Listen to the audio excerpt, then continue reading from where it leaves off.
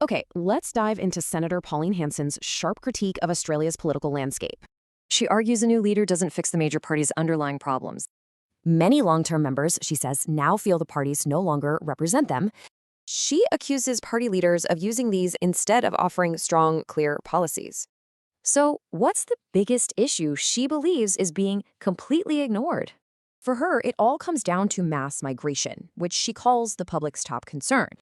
And get this, she claims over 70% of Australians want lower immigration levels.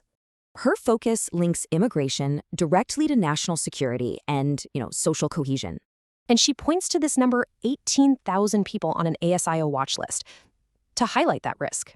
The result of all this? She argues Australians just don't feel safe anymore. So this is where she positions her party, One Nation, as the only real solution. In fact, she claims over 64% of people believe One Nation is the only party to handle it. So you can see the pretty stark contrast she's drawing between the major parties and her own.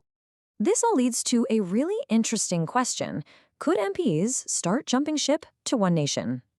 Well, Hanson says she's not actively looking, and there's a strict vetting process anyway. The whole point of this process is to weed out what she calls career politicians. She even brings up Barnaby Joyce, saying he's had a spring in his step since joining. So it leaves us with this big question. When voters lose faith, where do they turn?